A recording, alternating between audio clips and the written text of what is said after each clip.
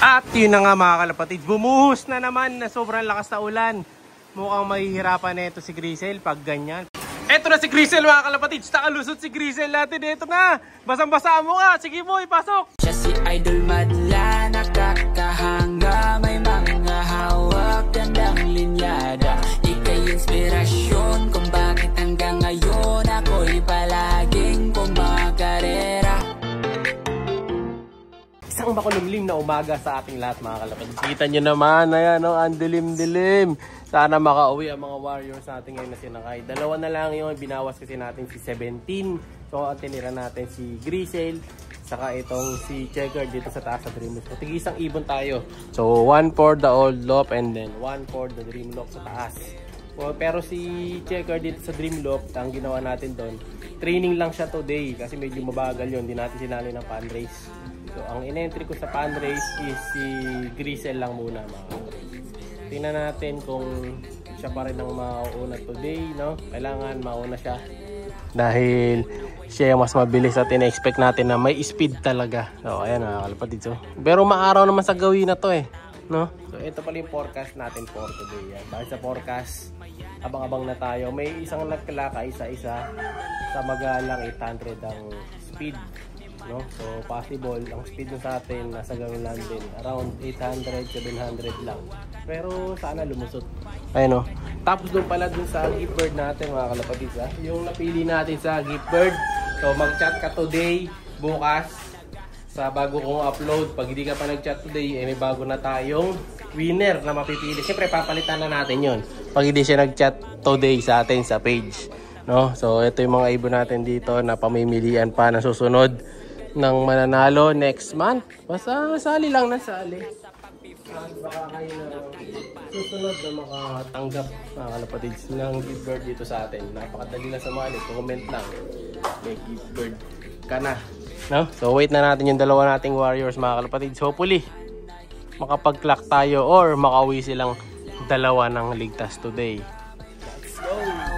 Gandang linyada, ika'y inspirasyon kung bakit hanggang ngayon ako'y palaging kumakarera. Ano usapang ibon ba? O dito malupit, may naipanalo na, dami pang certificate. Tanda ko dati, back to back ito sa puling. Sa lupit na mga ibon mo, instant winning. Kaya din ako magtataka kung manalo ka. Sa lahat ng sasalihan, ibon mo ay... At yun na nga mga kalapatid, bumuhos na naman na sobrang lakas na ulan. Mukhang mahihirapan na ito si Grisel pag ganyan. Pero may lumilipad na kalapate pa oh. So abangan pa rin natin siya mga kalapatid. Tuloy ang abangan today. Ang cut-off naman kasi natin is 9:30 pa. So mahabang oras pa abangan natin. Pero sana makalusot yung dalawa nating ibon mga kalapatid. Grabe oh, dumaan lang to, ngayon lang yan. Biglaan lang, napasara tuloy ako ng tarapal eh. Tumulo yung loop natin mga kalapatid oh. Update ko kayo sa susunod na araw about dyan, no? Pero focus tayo ngayon sa abangan. Sana lumusot mga kalapatids si Grisel. Abangan natin siya kahit na ganyang kalakas ang hangin. Sabi nga nung mga nasa GC, aray ko po, aray ko talaga mga kalapatids. Dahil ulan kung ulan ang nangyari. Grabe, lakas. Sana lumusot ang ibon natin mga kalapatids. Hindi man sagat tong ulan, pero sana umabot siya. Dito ka boy, para makita mo. Kasi Madla to, papapwestoy na natin siya dito. Nagpapakain pa kasi ako eh. Habang wala pa, nagpapakain muna tayo. So, sana lumusot siya. Waiting game tayo today mga kalapatids. Meron pa tayong 1 hour pa naman na abangan eh. No? Sana makalusot ng Warriors natin. Ito sila oh, ayun, naliligo na sila oh. Hindi ko mababa itong tarapal kasi nga nag-aabang pa tayo ng ibon. Sa kabila, ganun din. Ayan oh. Ayun, lakas ng hangin kasi eh. Lamig pa. Good luck sa may mapauwi ngayon mga kalapatids, lalo dyan sa north. Yo, tumigil na yung malakas na hangin. Ulan na lang. Dumadaan lang mga kalapatids eh. Baga, ayan, papunta naman yan doon. No? Ayan, medyo lakas ng ulan naman. Kumapal naman yung ulan ngayon. Ayan no, bumabagsak dito yung tubig ulan natin. Ayan, humihina na. Sana magtuloy-tuloy. Walang isang ibon na lumilipad ngayon. Ay! Sira. Nadali tayo ng smash race. Ito yung tunay na smash mga kalapatids. Yung mga nakaraan na pauwian natin na smash. Smash lang eh. Ito hard race smash talaga. swerte tayo, makalusot pa yung dalawa nating ibon dito. No? Pati sa taas, mag-abang tayo sa Dreamlock. Dahil meron tayo sa taas. Ayan. Good luck, good luck. Umiina na mga kalapatids. Bagya, umiina ang bagya.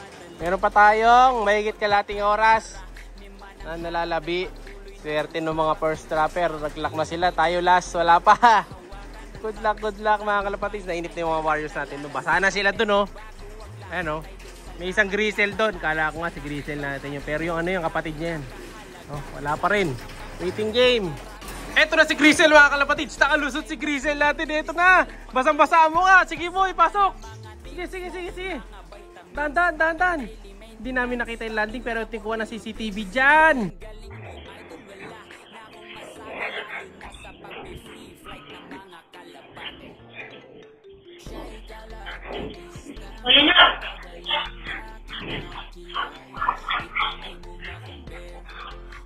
Sige, dahan-dahan. Sige. May tubig na kasi doon mga kalapatids. Lulusong na si Madlato. Ayun! Klakin! Tara. Dahan. Ang ating cellphone. Klak! Open natin yung cellphone ni Madlato.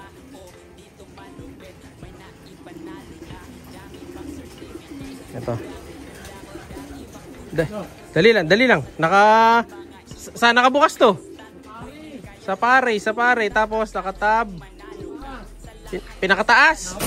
Hindi yan. Sa cellphone. Saan? Ito kasi nakalabas eh.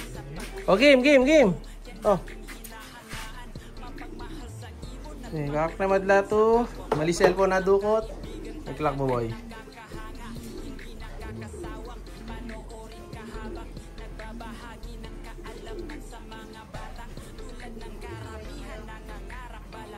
$787 speed natin mga kalapatids. Pasok pa rin naman. Screenshot mo tol. Yan, 787. Basang-basa. Pakita ko sa inyo ha. Legit smash mga kalapatids.